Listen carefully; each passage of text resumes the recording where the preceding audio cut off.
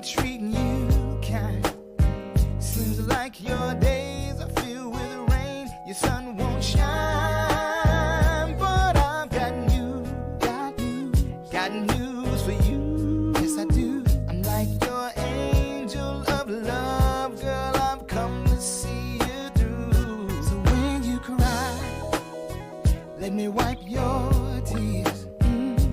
When you're scared, I wanna be there to calm your fears. When you're in need, baby, ring my phone. I'll run right over and we'll make love all night long. Greetings and salutations.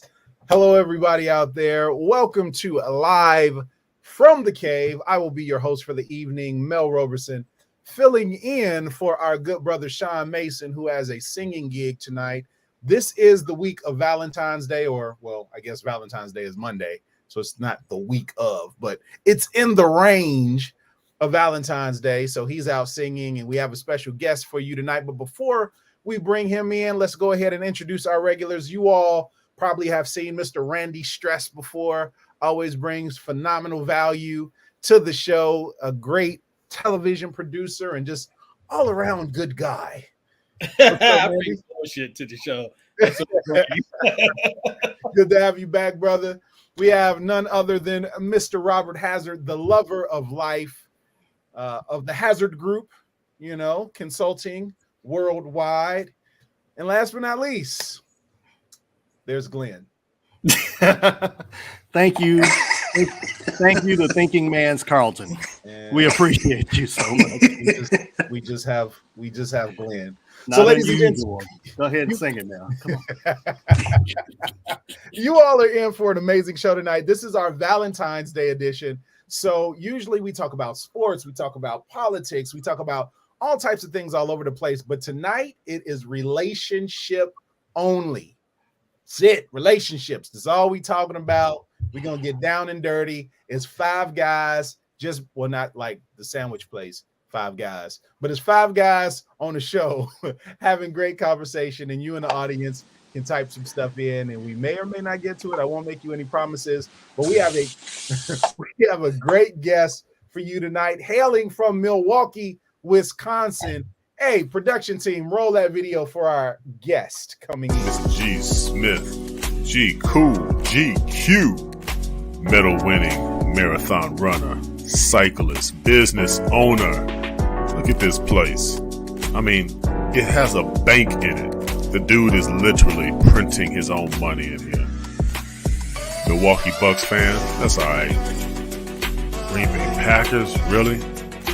Hey, anyway, ladies and gentlemen, I bring you Mr. G. Smith. Okay, now. What's up, bro? Good evening, bro. Man, thanks for having me. Welcome to Live from the Cave, man. Before we get started, if you could tell the people who you are, what you do, and why you cut hair in a football stadium. not really a football stadium. I mean, he has an amazing shop. It's huge up in Milwaukee, bro. But go ahead and tell us a little bit about yourself. Well, again, my name is Garland Smith. Most people know me as G. I own a barbershop here in the city of Milwaukee, just approaching my 27th year in business. It is the largest barbershop in Wisconsin, one of the largest in the Midwest at 30 barbers. I'm the first barbershop in the country to have an extensive health clinic such as the one that I have, G's MKE Wellness Clinic. And when I tell you, it includes, pretty much everything you can get done at a regular doctor's office. Blood work done, HIV test, STI, STDs, COVID vaccinations, the whole gamut. G's Clippers have been the barber of many Bucks players, for the past 23 years, Packer players, Brewers. So to say that G and G's Clippers are huge Wisconsin sports fans is an understatement. But we do a lot of good work, a lot of great community work in the city of Milwaukee. And it's definitely been a fun ride. Now you know you got all Chicago guys on this show with you, right? Yeah, I know, and and TJ, a friend of mine, which is the reason, for me being with you guys, told me that you guys were from Chicago, and I'm like, oh my gosh, okay, well I'm gonna look past that because they seem like some good brothers. Good brothers. So. Okay, way to come back. Way to come back. We don't have to talk about sports today, and we all relationships. So yeah, because he'd be talking about the Bucks championship and everything. So he actually has something to brag about. And it's looking like we're about to repeat, man. Yeah. Too bad about them Packers though. But that's all right. We can move on. Yeah, that's a low blow. That's a low blow right there. That's a low blow right there. Because the Bears are at home too. So yeah, they are. So, fellas, recently I saw a video clip. I'm just gonna dive right in, man. And it was of the Wendy Williams show. I know people feel different ways about Wendy Williams, but she had my man on there that plays Falcon in the Marvel series. What's his name? What's the brother's name? Anthony Mackie. Anthony Mackie was on there, and she said something to him about, if he asked you to make a sandwich, and he said, "You make daddy a sandwich." And she was like, "Oh," and the audience was all up and on, And he was like, "Hey, listen, if we go out and somebody smack you on the butt, what you want me to do?" She was like, "Handle your business." Like, yeah, if it's a door that needs to be open, what you want me? Yeah, you're supposed to open the door. Oh, we sit down, and I'm like, we're having dinner, and I'm gonna pay for mine, and you pay. No, we ain't going Dutch. So you want a man to be a man when it's convenient, right? But you got a problem with making daddy a sandwich. So what do you think about gender roles in relationships in 2020? Like, what does that look like? How does that work? Is it such a thing anymore? Are women so independent now that there are really no gender roles? So G, since you are a guest, I'm gonna let you open this can of worms first, brother. Why y'all do this? He ripped the Band-Aid off. I'm used to Sean telling a story or something. We jump right in, bro. We jump right in. Well, for me, I'm old school in that I don't believe in going Dutch. I believe that a man has certain responsibilities, and I feel a woman does as well. I did grow up in a household with my mom and my dad. My mom was a school teacher. My dad was a Milwaukee County Transit bus driver, and he owned Smith & Sons Home Improvement. But pops took care of responsibilities, treated mom as a lady, and they knew they was raising 6 boys and 1 girl. And my family is 7 of us. My parents had 7 kids in 7 years, so really concentrated a lot on and put a lot of focus on chivalry, being a provider.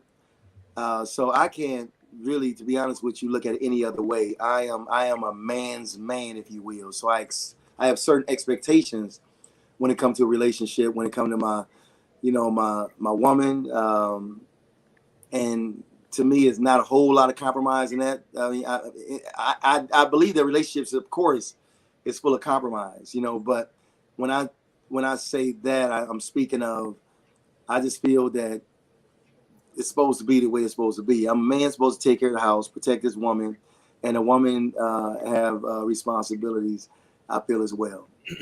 All right, make daddy a sandwich.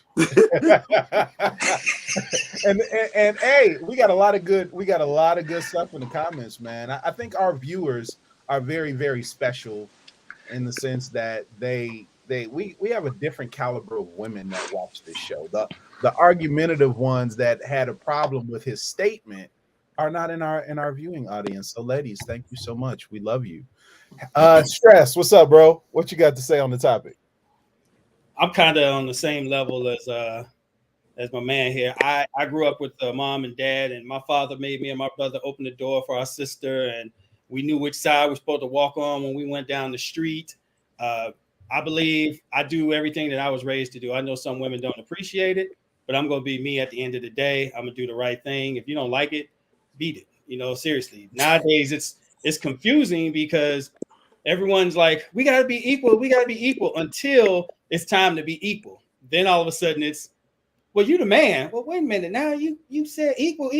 Now all of a sudden you got to be the man. So which way is it? Do you want to have a man-woman relationship, or do you want to have a equal relationship? Which one is it? I mean, it's equal as far as decision making goes, but when it comes to what you're supposed to do and what I'm supposed to do, it's either equal or we're gonna do it the way that I grew up. Right. My responsibilities, your responsibilities. Right. Here. Glenn, where you at, bro? You know, Daddy is so patriarchal. I don't know. I prefer Papi Grande. Make Papi Grande a sandwich, underlay, get the sandwich back, something like that. No, seriously, joking, but seriously.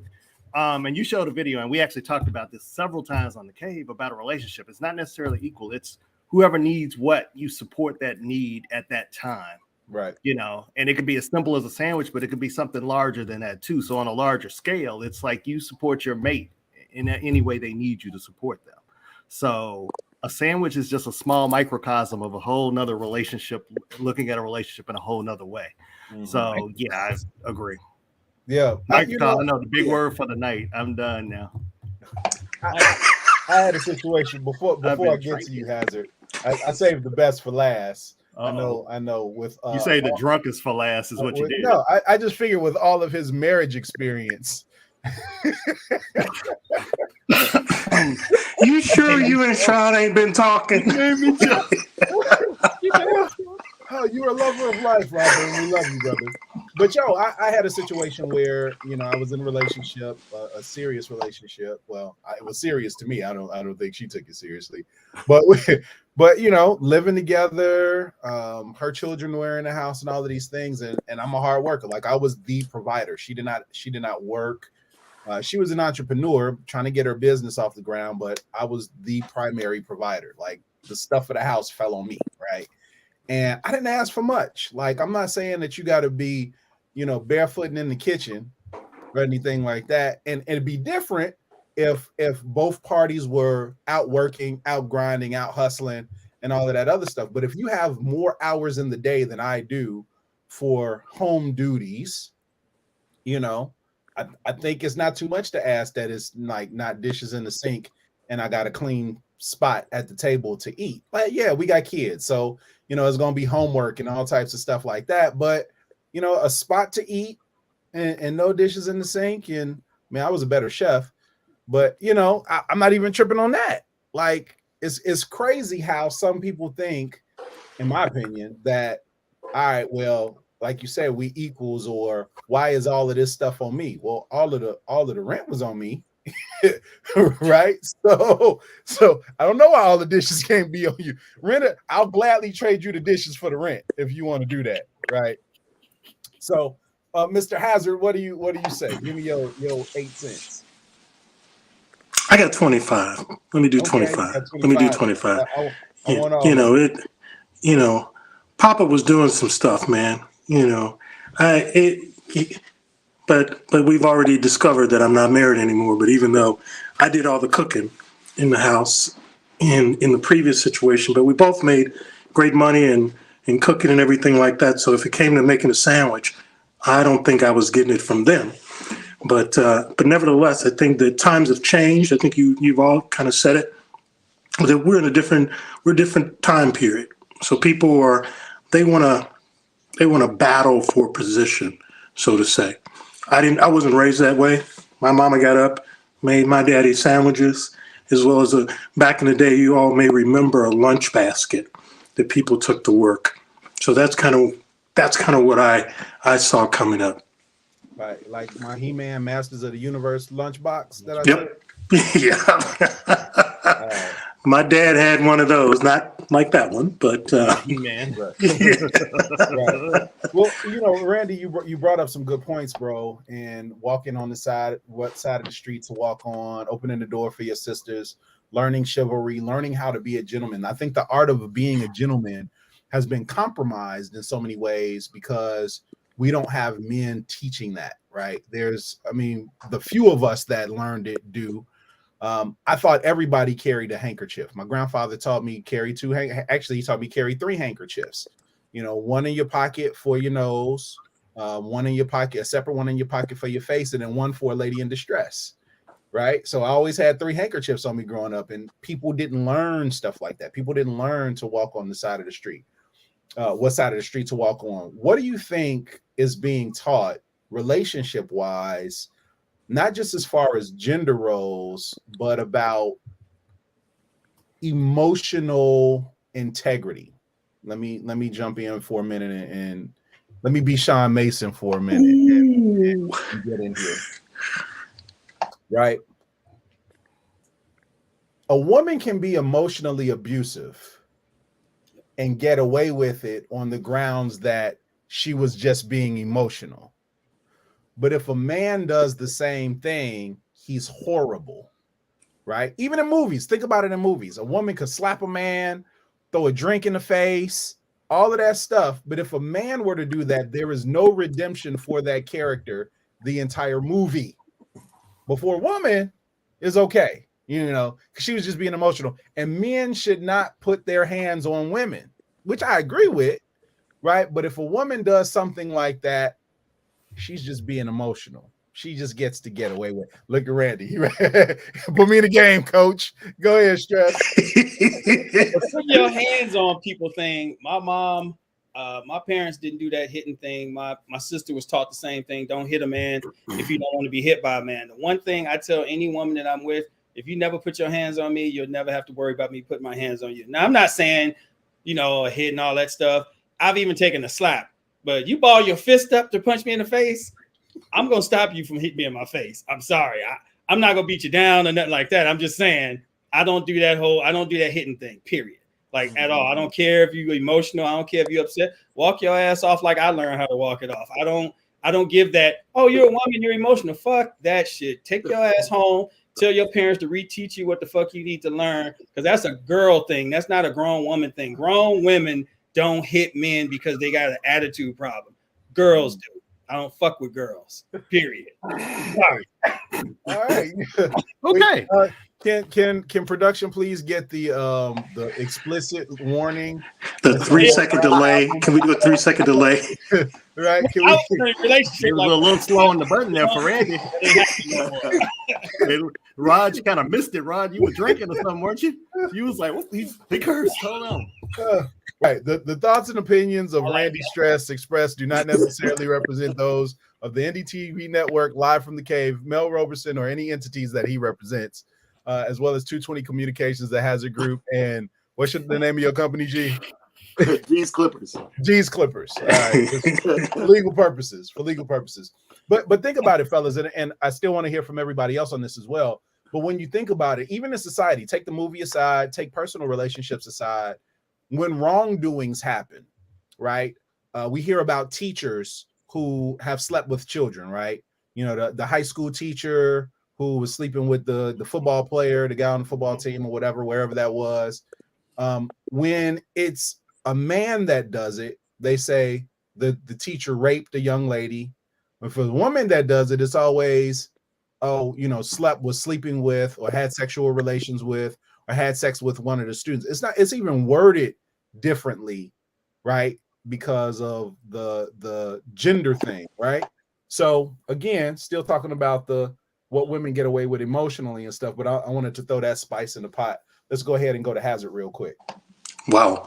I mean, that's a tough one because, as you said, women get to slap me in the face and all those kind of things, or, what have you. I've had some of those situations, Randy, that you're talking about. But, for me, I go walk around the block or put a hole in wearing leather and there wasn't that. Okay. Go ahead, Rob. My bad. Didn't mean to interrupt. Carry on. You just got to find, ways to get that out and calm them down. But you also got to know who you're dealing with, the type of woman that you're with. Because, if you know their emotional makeup and things like that, you can play to that, is my thoughts. Yeah, my thoughts. Glenn? So I think it's fairly simple for me. Abuse is abuse. If I hit you, I'm going to jail. If you hit me, you probably need to go to jail, but I'm going to walk away. So I don't go to jail for whatever you did to me. But it can't go the other way. You can't call it emotion. You can't knock the hell out of me and call it emotion and think I'm gonna be okay. Well, she was just emotional. Okay, she really loves me. No, because then I sound like a victim. Oh, she just gets a little mad. It's something I said. No, you messed up. Sorry, you messed up, and I gotta go. You did what Randy said. I didn't curse. I thought it. I did enough. I didn't drink enough yet for it to be like you. No, hell no. That's how I feel about it though. And I, utmost respect for women, and understand that there are situations that get tense and there are arguments that happen, but you go beyond being a reasonable and responsible adult when you have to put your hands on somebody. And you don't need to be in a relationship if that's your conclusion to any argument or any disagreement. Or find somebody that likes that. Well, yeah, really. Safe word pineapples or something. Like find somebody that likes that. Yeah, you what's need up, to warn man? me What you got to before say on the topic, bro? Well, I think there's a difference. I mean, what we're talking about. I mean, it's just a testament that we are not equal because of. I mean, as you can see, women are naturally more emotional than men. Not naturally, rather.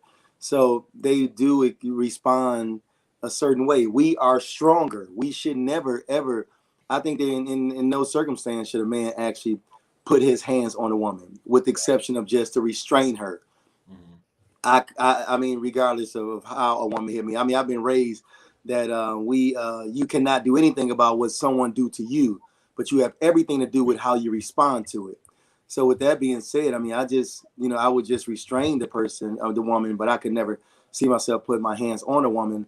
But again, I mean, women are created, a little different than us in terms of their makeup. So, I mean, certain things will happen, because she's a woman, just like certain things will happen, because we are men. But we have to acknowledge those things. It doesn't give either party a pass, right? But we just have to know how to respond to those things when they arise. Right. They wanted to know, what if she's 6'2" and 250 pounds? He probably won't be dating her. That might be exactly. Just saying. I think we're just being honest tonight. To tell the truth Thursday. What if she was 6'2" and 190 though? I'm a restrainer still. I'm a restrainer. Most likely she won't be stronger than me. I was gonna say, I'm not one for hitting women, but I know some girls who MMA fighting. Restraining ain't gonna work in your favor, bro. I'm not saying hit her. I'm just saying, I know some MMA girls, you ain't gonna restrain her. You would try. Right. I'm the king of timeout. Like timeout, we need to both walk away.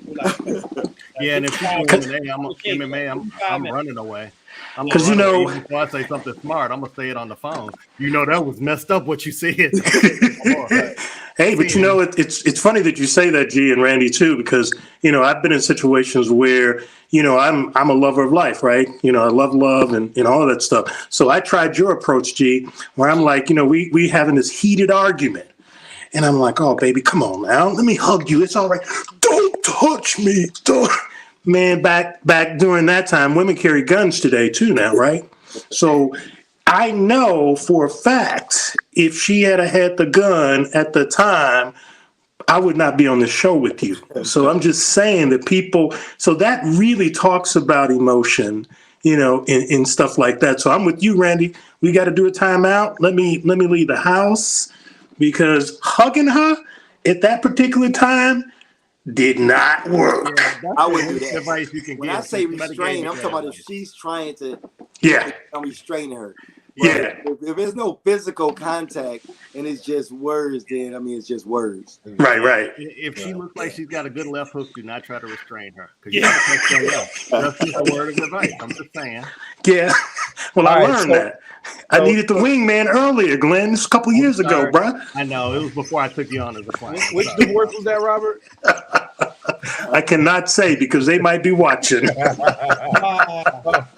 So let's dive in a little deeper, gentlemen, because Monday is Valentine's Day.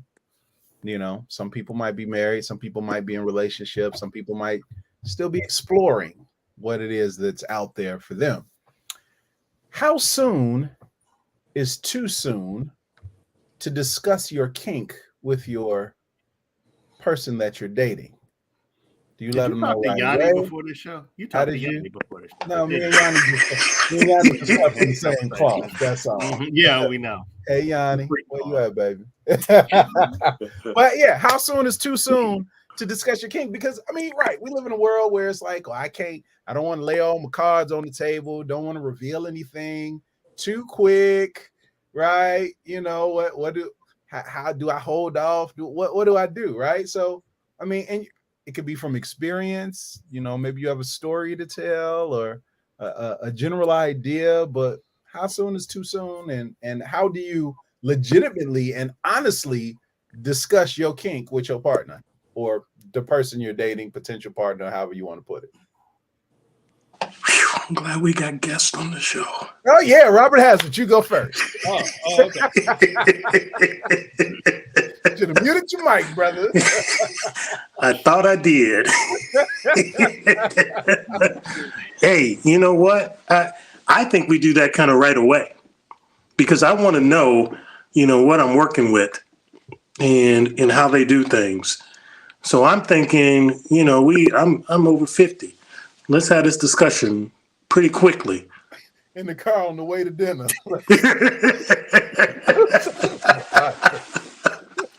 So we're about to turn into a restaurant. I just want to know if you like rubber suits and just, you know. Robert got restraints in the bins. See those handcuffs over there, baby? They're not there for decoration.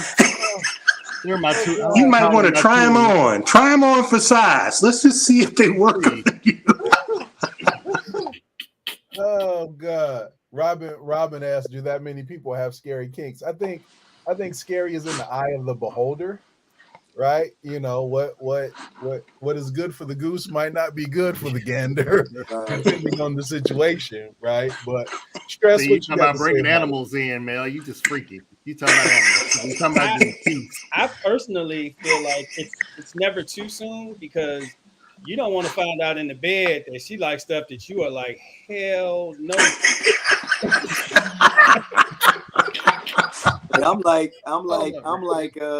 Norma. Norma said it depends on the chemistry.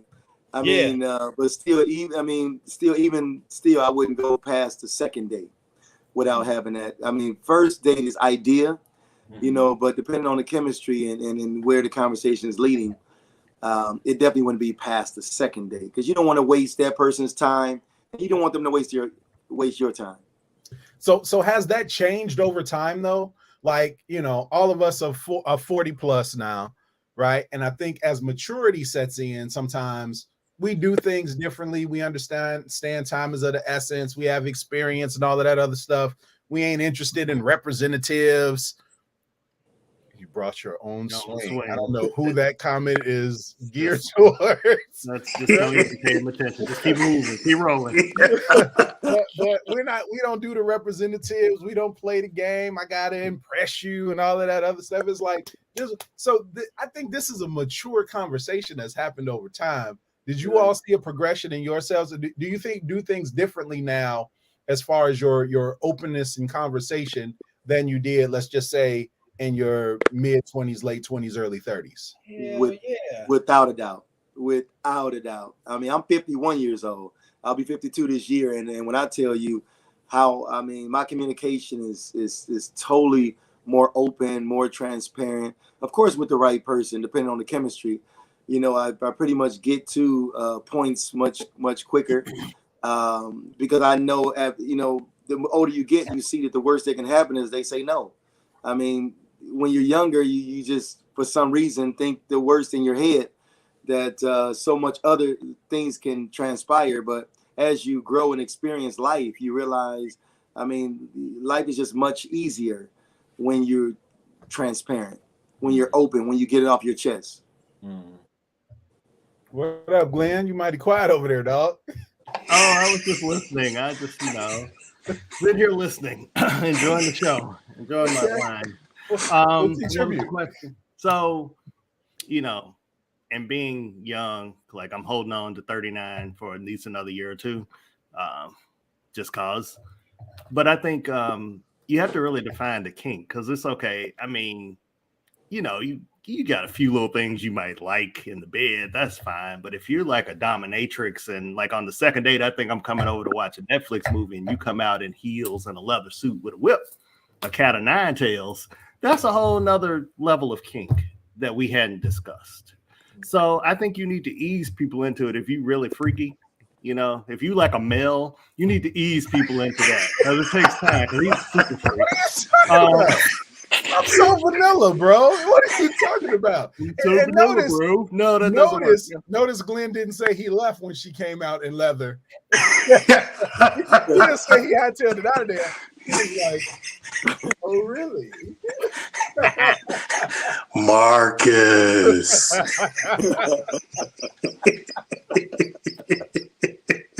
No, you didn't do a Lady Eloise, really? Y'all are crazy. Y'all are crazy. Y'all are crazy. Okay. So, gentlemen, if a woman said, you know what, I want to take you on a date. Like, I want to treat you. I want to, spoil you or whatever. What would an ideal date? What would an ideal date look like if a woman was like, and your mind would just be blown if she did these things for you on a date, where she was in control, not us picking the rest. Because you know when you say, baby, where you want to eat, this conversation turns into a whole. You might lose your relationship trying to figure out where to eat. I don't like fish. Well, why did you say something before we went into the restaurant that said seafood on it? Right. No, baby, you pick. And then you pick, and then she's like, I don't want that. I don't want that. Oh, whatever you want, I'm open. You sure you ain't been married, Mel? I cannot confirm or deny. But no. Story of my life. So paint the picture, man. A woman says, I'm gonna do this date thing. What does it look like? For me? Yeah, we'll go. Let you go first, G. You the guest. Go ahead, bro. What would the perfect date look like that she chose to do? Mm-hmm. That was the question? Yep. Well, when we talk about first date, the first date is always going to be dinner or drinks, depending on how late it is. If it's after dinner hours, I would say the conversation and over dinner and drinks, and then depending on what time of the year or where we're at, walk on the lake, just conversing, trying to get to know as much as I possibly can about her. So basically, the first date will always be just conversing, getting to know her as much as I can, and getting her and allowing her to get to know me as much as possible as well. Okay. So the question is, good answer. The question is, and Randy, I'm gonna toss it over to you. If she's planning the date, what would be the perfect date where your mind would be blown if she was like, bam, this is what we doing? Man, I'm a simple dude. So you guys are gonna laugh at me. For me, it would be something as simple as going bowling or going to Dave and Buster's, where we can actually have fun and talk at the same time. Because I want to see how you are when it comes to playful situations, and just keep it as simple as possible for me. I don't want anything elaborate, because when you go to fancy restaurants, you kind of put on a face. You go to Dave and Buster's or bowling and going for a walk, like G said, you kind of get a chance to meet the real person. Just keep it as simple as possible. Go-kart riding, you know what I mean? Real simple. Dope stuff. What's up, Hazard? What you got, man? What does a date look like? Man, where she planned it, but your mind would be blown. Man, I'm gonna tell you, we went and she planned like a little rendezvous, downtown. Now I'm gonna tell you, because I know you like this kind of stuff, Mel. She had a Groupon. So, yes, she had a Groupon, my type of girl, so, but it was like, hey, I got everything covered. I want to know what you're allergic to and all of that sort of stuff, man. And we kind of we kind of went downtown and did a nice dinner and walked along the lakefront and kind of, and kind of chatted. I ended up marrying her. No, I'm kidding about that part. But I'm just kidding about that part. but it worked. Okay. Glenn Murray, what you got, brother? Okay. Oh, he said in divorced her. Wait a minute. Oh, I can't hold it together tonight. Just no. So these fellas were really nice. I think that's adorable. These nice, simple dates. I'm high maintenance. I'm sorry. Come on, I need you Glenn. to pick me up. And if you want to blow my mind, so we talked. The question was, how do you blow my mind? So you need. And I missed that. You need to up your game a little bit higher than I would have my game at. So that means your game needs to go real high. So if I score 50, you need to do Kobe numbers like 71. So I'm gonna need you to pick me up on the level. Oh, helicopter's nice. Actually, Man, that's sweet. That has been a planned date for me. You know, that's how you get me and keep me. So the helicopter date, yeah. So helicopter or limo, you need to have some good champagne. So I suggested Trois. Don't be bringing no damn bubbly to a champagne to a limo because I will get out and leave you in there with that damn bubbly. So don't do that because that's like $8 champagne and it's not even champagne. It's like warmed over pee. So don't do that. Good champagne. Take me to a restaurant that has atmosphere, like a Travel, which is a really nice restaurant in downtown Chicago. It's a great view, great place to go. And then have a really, really good conversation. So that's when it gets simple for me. I like the overwhelming stuff, but I really like to be able to talk to somebody, have a conversation, have something in common, and just have it flow. I've been on dates that lasted 3 and 4 hours because we had such great conversation. So it really is. I joke about the high end stuff, but it really is about how we connect on a mental level and how we're able to converse and talk about the things we like, the things we want to do, what our goals are, things like that. That is sexy. A woman that can hold a great conversation is extremely sexy. So, but no martini and Rossi Asti Spumante. Yeah, but that's I'm like Rob is about the Duncan. Rob wouldn't be the one that cell phone down. Keep your phone in your purse. Keep your phone in your purse. Don't be taking pictures for the gram the whole day. Yeah, please don't take your food pictures and then your angled pictures of you over your food. The view, we got to stop in the hallway. You got to take a selfie there. You got to post it. Yeah, I don't need all that either. I'm grown. I don't really need my friends to be impressed with where I go.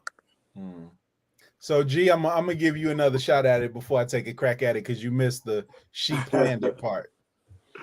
I mean, the meat of it is would definitely be the same, but blowing my mind. I mean, definitely sending a car service to get me something like a Rolls Royce, Bentley. You talk about blowing my mind. Yes. And okay. And then we go get her. Him and I, the driver and I, go pick up her, and she instructs the guy to take us to the airport, and we fly to somewhere like New York, and we have a car waiting for us there, and we go to, and this is just dinner, and let's say we go in Manhattan, a nice restaurant in Manhattan. My name is on the menu, welcoming me to the restaurant, and have specialty dishes on there just made for me. We talking about blowing my mind. And we have a band, performing there, the individual, serenading us, and you can see it's, specifically for us. And after dinner, we go to another live jazz establishment, where we having, great conversation, along with listening to some great live music. And then we go back to the airport after we leave there, and we got a car waiting for us back at home, and drop her off at home, and then drop me off. Damn. All right, that's what I'm talking about. I'll drink to that day. That was a good one. All you women out there listening. Man, G, that's That's it, man. Man, I'm gonna change my answer. What he said. Right. Name on the menu. I want all of that. Can we just change what I was gonna say too? I want all of that too. Man. So, man, I mean, we dated. I gotta admit, I've had some really good dates, but I haven't had my name on the menu. So, the listener, you know who you are. Put my name on the damn menu. Get on it. Work on that. Now this was a birthday thing, so it was outside of a normal dating situation. But I've had flight lessons before because I wanted to be a pilot. I wanted to be a naval pilot, and my mom would not sign for me to go to the Navy because I graduated from high school at 17. So paying attention. One of the dopest gifts I ever got on a date, though, blew my mind, was an old school viewfinder. You know, the thing, and it had a bunch of pictures of us from various places that we had been together. That's in cool. the slideshow thing. That was dope. I got a big wheel one time. It was cool. I used to joke that I never got a big wheel as a kid, and I got one for Christmas. That was actually really cool. yeah, I still have it in the box. It's gonna be worth That's something cool. one day. I'm keeping that. I didn't date good women, so I ain't get none of that. Man, Me.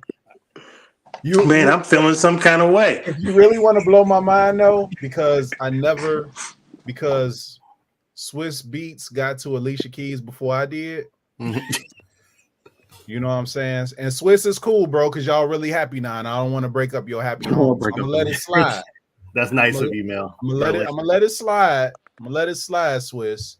Alicia, baby, you know we could have made magic. Let it go, Mel. I'm gonna let it go. I'm gonna let it go. But she know what she did. But if you have her singing and playing piano at the restaurant while we're eating, then all is forgiven. After that, I can let it work. I can let it work. You know what I'm saying?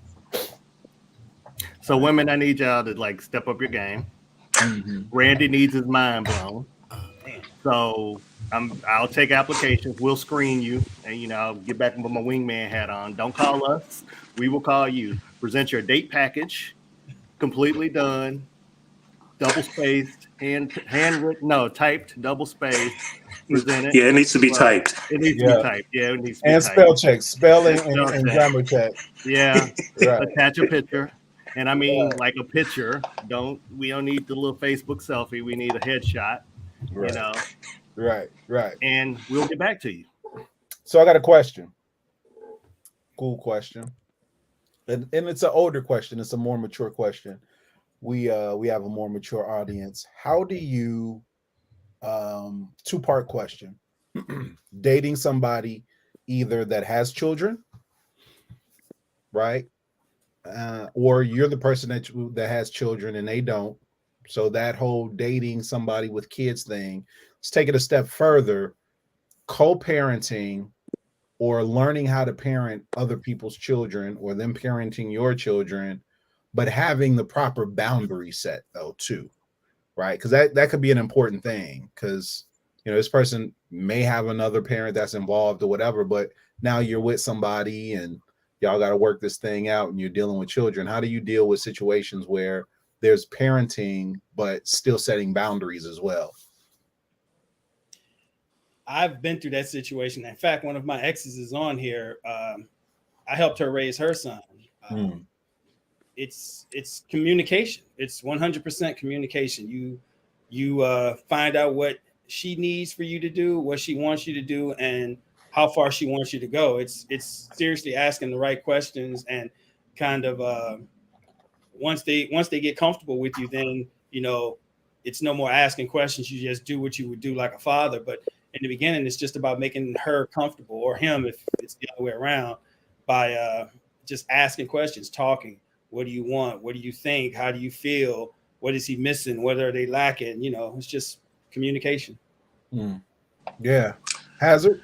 Yeah, I've been in those situations too, Randy, where the dad was not available or something like that, and you just step in and ask, what are the boundaries? Because I don't want to act like or be positioned that I'm trying to replace the dad. So from that perspective, it's, what things do you want me to, do, say, or what have you? But you really got to make sure that you bring the woman in on that piece of it, because it could go left pretty quickly with the child, depending on the age of the child. Yeah. So And I've been I think too, fortunate. Robert, depending on the nature of the relationship or how far along in the relationship you are, right? Yep. I think Jamie Gill just brought up a good point. If it's a new relationship, you let the parent do the parenting. Yep. It's such a place you kind of observe. But then you get to a spot where, you might be comfortable with it. Or, I got a buddy, he's dating a woman with children. He was like, I don't parent her kids, but if they say something disrespectful to me or whatever, then, I let her know that's not going to happen. Yeah. Right. And people's parenting styles are different. I mean, I've dated people with children and been in serious relationships with people with children, and how I discipline and how they discipline might be different. I'm old school. And I'd say something like, I will knock you out, or I'll talk to me like that again, I will throw this TV upside your head, all 80 inches of it, the whole thing off the wall. I ain't one of your little friends. Do we need to do a disclaimer on that? You taking things off the wall? You said I was bad. But I'm just saying, and of course, I'm not going to mess up my TV and take it off the wall and throw it. But people's parenting styles and stuff could be different too. So that's something to take into consideration. Don't get Mel mad. Let me go to you, G. What you got to say, bro? I mean, pretty much like Randy said, communication is everything, and more just paying attention, just evaluating the situation, if you will, and proceed with caution. You'll find after paying attention to how she is with her kids and how the kids are with you and her, you'll find where you fit in at. I think that's a natural occurrence. It's pretty much like the barbershop. Being in the barbershop is unbelievable at how many young boys that you have in your chair or just in the barbershop, and you see the way they communicate with their parents. And boy, you want to say something, but you don't want to overstep your boundaries. But you're paying attention, for a bit, and I think it just happens. I think with the just communication with the parent, you'll see where you fit in at. You'll see where you fit in. And what happens in the situation where we got the kid that don't like us, G? Because we trying to. You ain't my daddy, right? And that's how it's going to be. And that's I think most situations they might not say that, but they're apprehensive. You're new. You're a new face around here, so you ain't gonna be around here much longer. Right. Once they I'm see gonna make sure of it. Once they see you come in peace, man, and you taking it slow with them, you winning them over a little bit. They start seeing you more often. Their Duke's gonna be put down. Man, that kid gonna be putting laxative in your oatmeal, bro.